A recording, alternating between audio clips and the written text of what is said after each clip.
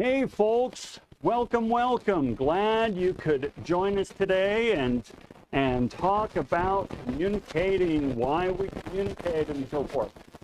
On the topic of communicating, I want to make sure that you can see and hear me okay.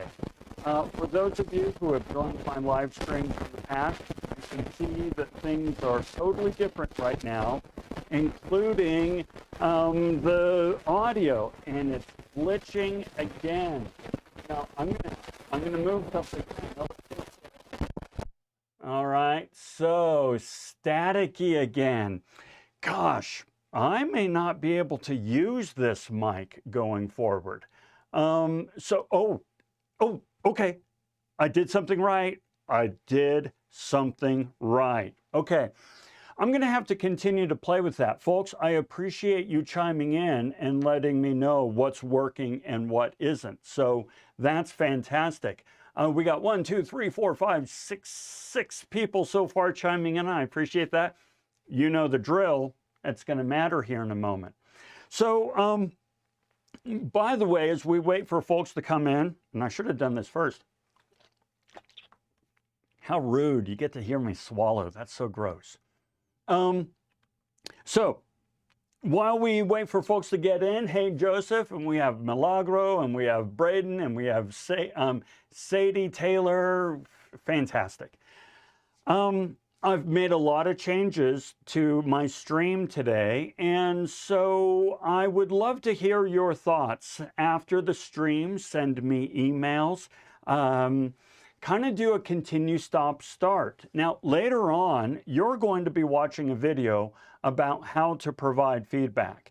And one of the ways that I recommend that you provide feedback is following a continue, stop, start model. And continue, stop, start works like this. What should I continue doing? What should I stop doing? And what should I start doing? That way I have really good, clear direction on what's working and what isn't. Because as you folks know, all of you came in last week, you're going to see a lot of differences today. Everything's different. Okay. So with that, let's go ahead and start. So today we are talking about why we communicate. Now, I know that sounds like a really basic topic. Why do we communicate? But you know what? There's much more to it than might meet the eye, okay? Especially when it comes to internal communication. So that's what I want to talk about today, is why we communicate and put it in context of internal business communication. Now, just by way of reminder, right? Remember, last time we talked, we discussed what is internal business communication. What is the purpose of internal business communication? Now, remember, before we get into this definition again, remember, internal business communication is when we communicate with coworkers, with partners, with employees, with managers, to collaborate to get the work done. It's not about selling product. It's not about selling services. It's not about external marketing. It's how do we work and collaborate together to actually deliver what it is we're supposed to deliver, right? Okay, so you remember that. You probably also remember the definition of internal business communication, which, as I offered, was, and I've got to get my marker. Where's my marker? Here's my marker. Right there. To inform, influence, and affect the attitudes, feelings, and behaviors of those in the organization to meet business objectives, right? So, for example, I'm using all kinds of different media and communication tools right now I'm trying to inform, influence, and affect your attitudes toward communication, your feelings toward communication, and your behaviors. So what do I mean by affecting your behaviors? Well, right away, I know that we've had, at least 5 collaborators or contributors help me set this up, kind of give me gauges on what's working and what isn't. And as you know, as that starts to get up to 10, we start to get some extra credit, right? Therefore, that is a way that I am trying to influence your behavior. I want you to be in the chat section, and we're going to have a lot of other things to, encourage you to be in the chat section here in a moment. And then, so that's what I offered up as the definition of internal communication. And if we just look at communication in terms of sharing information, this is a quote from Stanley Fish. He's a professor and philosopher and author and all that sort of stuff, right? I just like this. I like the simplicity of what he says here. It's simple, it's elegant. People write or speak, communicate, sentences in order to produce an effect. And the success of a sentence is measured by the degree to which the desired effect has been achieved. So when a stand-up comedian tells a joke, the desired effect is laughing and clapping. The degree to which the audience laughs and claps is the measure of how successful that joke was. I'm trying to educate and influence and help you understand how internal communication works so that you can be successful in the workplace, collaborating with others. The degree to which you are successful collaborating with others is the measure of my success as a communicator, okay? So here's the thing, folks. It puts a lot of pressure on the communicator, all right? If you are unable or don't, improve your communication skills in the workplace and are not able to increase your ability to work and collaborate with others, that's not on you, that's on me, because the degree to which my sentence is effective is measured by how much that goal has been achieved. And I was just sitting there marking things up and I was in the way, so sorry about that. Okay. Now, here's the thing. When it comes to internal business communication, remember I said you can be totally forgiven for thinking this stuff is boring because we're talking emails, meetings, memos, posters, announcements. I mean, you're falling asleep right now even as I speak, right? But there's so much more to it. So we're going to explore why we communicate. And there's a saying that, have you ever heard the saying, to a hammer, every problem looks like a nail? Well, my PhD is in organizational psychology. Therefore, to me, everything looks like a psychological challenge. Everything looks like a psychological mechanism. Everything looks like a psychological need to me. And you know what? I'm right. Let me show you what I mean. Communication is a fascinating thing. From the very time that we're babies, we learn communication skills to fulfill some very, very basic needs. First, we want to discover ourselves in context of society. Don't worry, we're going to dig into this. We want to build relationships with others, and we want to influence others. Okay? So, even write that down. Maybe take a moment here, because this is a big deal. So I'm going to give us a light bulb here. Oh, no, yeah, there it is. Take a moment to write those three things down, right? Because discover ourselves in context of society, build relationships with others, and influence others. That's about to make a lot of sense as I go into the next idea, okay? So just so you know, the light bulb is, let's take a moment to think about this, all right? Okay, you good? All right, we're good. Let's keep going forward. So, I want to, actually, I'm probably not introducing you to Maslow's hierarchy of needs. I'm willing to bet dollars to donuts that you have come across Maslow's hierarchy of needs before, okay? But just in case you haven't, right? Let's kind of explore this a little bit. Maslow's hierarchy of needs says that in order for us to be happy, healthy, thriving human beings, we need to have, what is it, 5? Yeah, 5 needs fulfilled, 5 psychological needs. We need physiological needs, safety, social, esteem, self-actualization. Let's talk about these, right? Let's first talk about physiological needs. The need for things like food, water, shelter, okay? Nothing else in your life is going to matter until you have food, water, and shelter. All right? So let's say for a moment that we're a caveman, we're Og, right? So I'm going to come on over here. We'll pull out our whiteboard. Okay, we're Og. Ugh. Okay, caveman. Yeah, I'm a skilled artist, bear with me.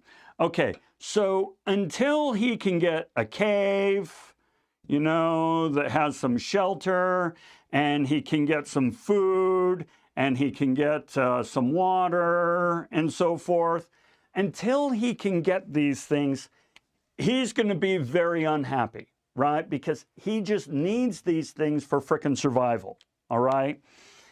And so that is the first physiological need. That's the first need of Og, all right? So if we come back over here, once he gets it, once Og has all these things, he wants to then keep that crap safe. He worked hard to get it, right? And so now he's totally paranoid that somebody else is going to move into his cave, somebody's going to steal his food, they're going to steal his water. So he's going to freak out and he's going to just go nuts on safety, which means, okay, and this is key, he's going to view everybody with suspicion. When you're concerned about your safety, you look at everybody with suspicion. So until he feels safe, he can't really have relationships, right? So once he does feel safe, then he can start trying to find love and belonging in the community, all right? He can't, think about it, guys, right? You know that you can't really have a good relationship with somebody unless you trust them and you make yourself vulnerable to them, right? Without trust and vulnerability, there is no authentic relationship to be had, all right? And Og is the same way. Once he has safety, he can start building social relationships. And the funny thing is, once he starts to have love and feel a sense of belonging, he can start to feel self-esteem. Now, think about this for a minute, folks. It's so wild to think about. What Maslow's hierarchy of needs is saying is that you cannot really feel a sense of self-esteem until you feel a sense of love and belonging in the community. Now, here's the way I like to make that point. Think for a moment, how do you feel when you're out with your friends? When you're with your friends, when you're doing something, you're playing video games, you're going to a movie, you're out going to an escape room or something, you're with your friends, you're at the bar, you're with your peeps, right? How do you feel about yourself? You probably feel pretty smart and confident and happy about yourself. You think you're a pretty good person, because all of these other good people are embracing you and you feel good about yourself. Okay? How do you feel about yourself when you're alone, late at night, and you're alone with your thoughts? Now, this isn't true with everybody, but for many folks, me included, when I'm alone with my thoughts and alone physically and not engaging with other people, I tend to get pretty self-loathing. I start to think, boy, that was stupid, Lon. I can't believe you said that. That was lame. Okay, did you really just pull out the whiteboard and draw that nonsense? You're a much better artist than that. What was the point of that? This new setup is stupid. It's so dark. You see what I mean? It's when we're with other people that we feel really good about ourselves. Now, Taylor said Q's popular on Wicked soundtrack. Q's popular on Wicked soundtrack. Cool. That's interesting. That's interesting. And that is going to get us, by the way, remember, an awesome comment. All right. So here's Maslow's. Now, once we have self-esteem, we can then self-actualize. We can do things. We can discover ourselves. We can really thrive as a person. Okay, now remember, this is all about communication, right? So you're like, what does this have to do with the purpose of communication? Let me show you. Food, water, and shelter. You can't get it on your own. You can't, okay? As a species, right, we are not strong. We are not fast. We don't have sharp claws. We don't have sharp teeth. We are pretty weak as a species. We have one competitive advantage as a species. We have this big-ass brain that knows how to collaborate with others. Therefore, getting food, water, and shelter requires us to communicate. Same thing goes with safety, right? Especially when it comes to social, because if you look at it, this way down is just the bare basics, right? Whereas if we start to go this way up, it's about really being happy and thriving as a person. And everything in here requires communication. We are a community species. We need to communicate just to be happy and thrive, let alone survive, right?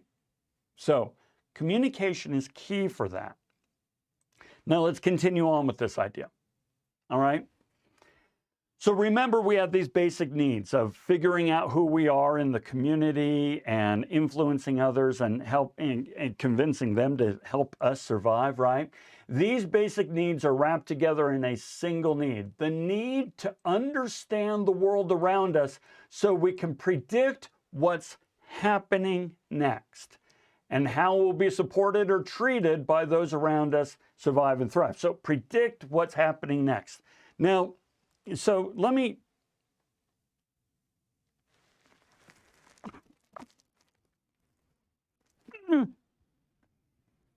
okay.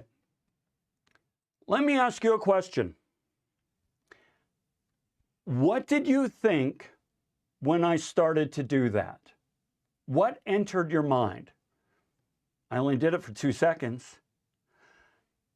Take a moment and tell me what went through your mind when you started to see and hear me kind of bend over and struggle. Tell me what you thought. So, hold on. Where's my button? There's my button.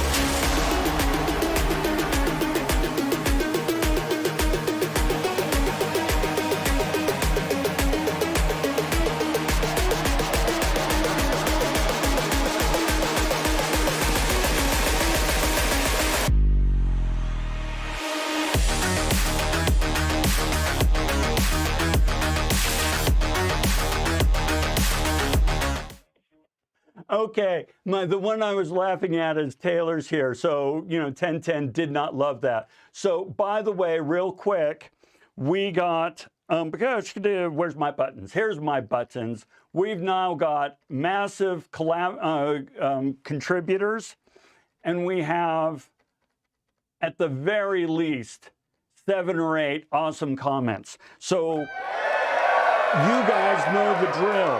Do this if you would. Send me an email with the timestamp. All right, send me an email. I will go ahead and pull that back up. Send me an email with the timestamp. I think the time is probably something like 8:50, and we'll get you a little something. All right, and we'll keep building. We get to keep building on this.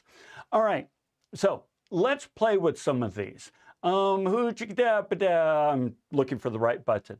You guys all said the same thing. Okay, so Valeria, she said, I got scared. Carlos, for real, thought you were having a stroke, medical emergency. Braden, Elias, I kind of got scared. Sadie, first thing came in my mind is that there was something wrong, right? Milagro, thought you were having a stroke. And actually, Milagro, you go by Melly or something. Oh, I'll have to double check. I apologize. Let me know. And Taylor did not love that. Okay, so thank you. And nice to know that you at least cared enough to go, holy hell, the guy's having a stroke. This is a purpose. Now, whether you realize it or not, and you know what I ought to do is I ought to learn how to mute this.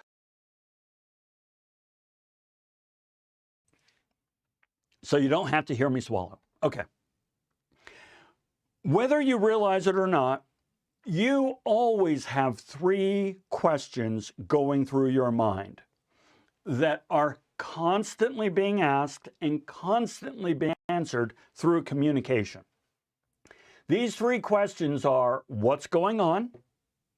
What's going to happen next? And how am I being treated in this situation? Now, here's the idea. Whether you sort of realize it or not, and I apologize, I keep hitting my mic input here, so my guess is you get a crackle. Whether you realize it or not, we really love continuity. We really like consistency. We like predictability.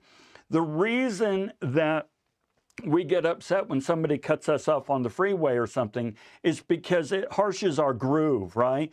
We like predictability, we like consistency, we like things just going on right, as is, because we really like understanding constantly what's going on and what's going to happen next. Now, the reason that freaked you out so much is because it really challenged that question in your head. What's going on and what's going to happen next? Okay? And it made you uncomfortable because, and yeah, 1010 did not like that, did not love that. It made you uncomfortable because, well, okay, you have empathy, which is totally cool because you're awesome, right? You have empathy for me, but it also made you uncomfortable because now your whole system has been thrown into a lurch. I was sitting in class, I was Zooming, I was doing not Zooming, but I'm doing the whole stream, I'm getting my points, I'm getting my degree, and then this guy has to go off and have a stroke on me. I wasn't planning on that, I don't know how to deal with it. That's upsetting, okay? You are always asking those questions.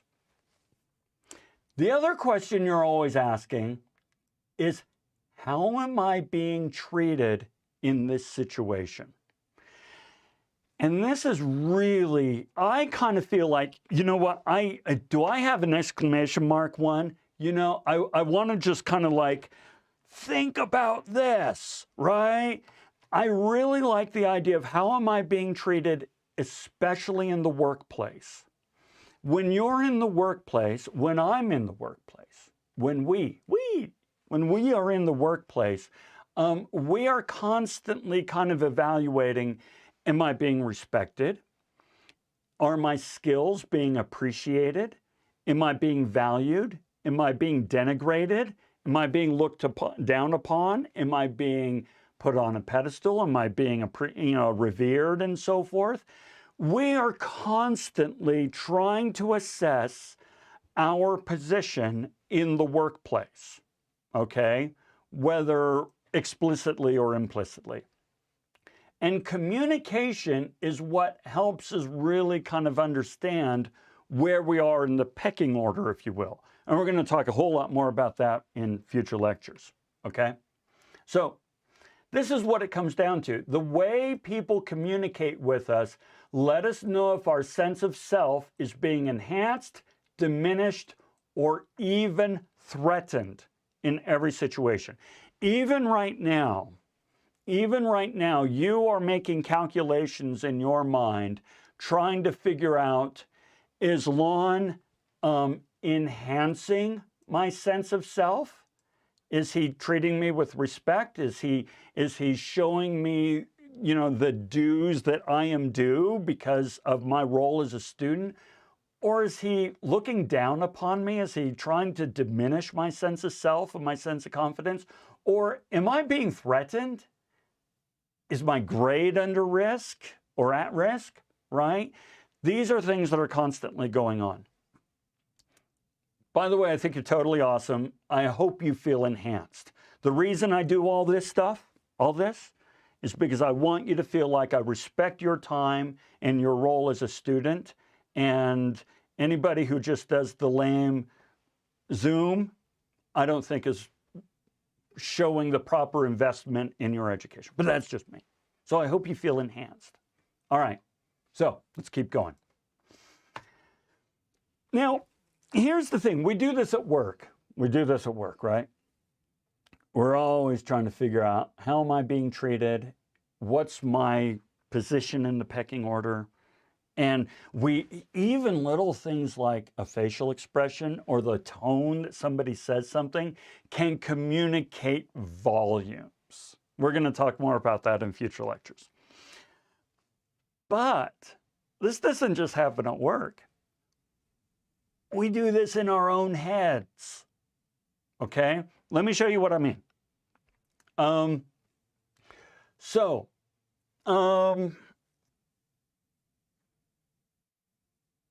Yeah, I'll do it first and then we'll ask the question. I'm just trying to figure out how I want to do this. Okay.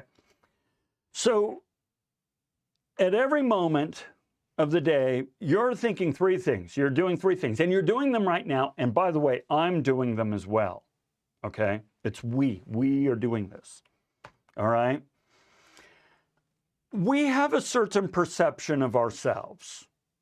Right? We perceive ourselves in a certain way. Do you maybe I'll tell you what. I'll tell you about me, how I perceive myself. Okay? I perceive myself as intelligent, passionate about the topic. I perceive myself as somebody who's willing to step outside his comfort zone and learn new technologies and try new things, even if they come across as weird and lame, but to try to connect with kids these days, right? That sort of stuff. And I perceive myself as somebody who's trying to reach out, even in these trying times, to students in using a technology that they get, right? Okay, so that's our perception of ourselves. And you have a perception of yourself. And then we have how we perceive other people, right? So even though I can't see you right now, I have some perceptions of you, right? I perceive that a lot of you came on early, and so you're interested in learning it. You were very helpful to me in making sure that my audio was working and so forth. I perceive that you had empathy toward me when I was faking a stroke, right? I perceive that you have some level of ambition because you're in class. There's plenty of people who aren't in class. So I perceive that in you, right? But then we have, hold on, over here, Lon. how we perceive that others perceive us. Okay, let me show you what I mean. There's a part of me that says, okay, Lon, you think you're cool doing these live streams like this and using OBS and so forth. But there's a really, my guess is that you're coming across as lame, right? You know, the old man who thinks he's really hip and cool and could connect with the kids these days, right? Google that 30 Rock scene with Steve Buscemi, right? You know, hey, how's it going, fellow young people? I'm always concerned that I'm coming across as kind of that lame old man who's trying too hard, right? So we start to get stuck in our heads this way. Now, to show you what I mean, let me ask you this, okay? And we'll take a moment. How do you feel about first dates? What are first dates like, and why are they like that? Tell me what you think about first dates and why you have those feelings about first dates, okay? So let's play with that for a moment.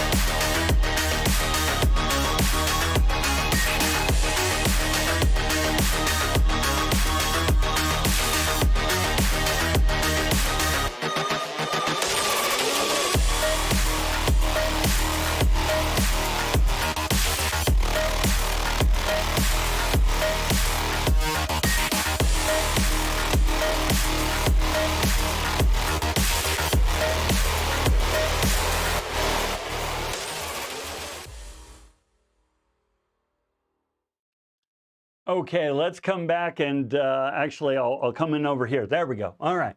Got to get my transitions working better. These are great. These are great. And by the way, just to get it in there, we now are totally at, you know, oh, wrong button. There we go. One of these days I'm going to get a stream deck so I can do this better. All right. So we now have celebration. Actually, I want to do this one. There we go. We've got well more than 10 awesome comments. And so don't worry, you don't have to send another email. I'll go ahead and take care of it as is. Let's take a look at these. These are so good. These are so good. Very awkward. Valerius is very awkward, and because, you know, you want the other person to like you. Again, yeah, think about it. You're trying to make an impression and you're trying to assess how do they feel about you, and how is the impression you're trying to make on them influencing how they feel about you? Oh my gosh, talk about head games, right? First dates are like trying to ride a bike for the first time. Scary, new, yeah, everything is unexpected, yes, yes. It can be both exciting and nauseating. I really like that. Both exciting and nauseating, because you want to influence this person in a positive way and make sure that you can step out of being awkward in the moment. You know what, guys? I'm going to give that one a reference to past lecture, just because you're talking about influencing. Come on, you. I know you can work. Ah, it's not working. Why are you not working? All right, well, I'm going to go. There it is. It was just totally delayed. Totally delayed. Okay, I'm going to give that a reference to past lecture because, you know, you talked about influencing the person, right? Let's see, feels weird to try to impress another person you don't know very well, but want to. Isn't that true, right? Elias, you're trying to impress this person, but you don't know whether you really care to impress them? Interesting, interesting. I like it. 90% of the time I went and did well, right? Taylor says, sometimes you had great conversations, other times it was like pulling teeth.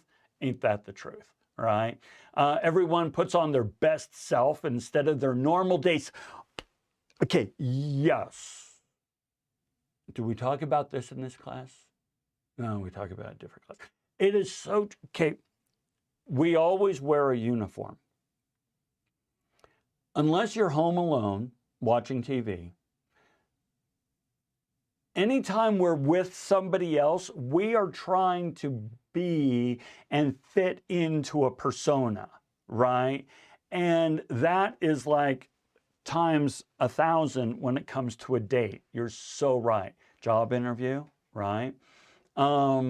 They're scary most of the time. We aren't ourselves. Same point, right? And that was a new contributor, by the way. Welcome. Yes. Marilena? Tell me how to pronounce that. Do the videos, right? If you have not done your video to introduce yourself and help me learn names and stuff. No, what are you waiting for? Do it! Yes, do it. Okay? So totally. I love it. Most of the time we aren't ourselves. You're so right. Camilla, first dates are always awkward and weird, but you want to impress the other person. Same thing. Yeah. You know what? You nailed it, and I'm throwing in a couple of other references to past lectures there because you guys really have done that, okay? Oh, don't worry, that one is still there. That one is still there. I just pushed wrong buttons. Again, I want to save my pennies and get a Stream Deck so I don't have to worry about keyboard. Okay. Guys, excellent, excellent. So what I want you to really take away from this is workplace communication, business communication is not just about sharing information.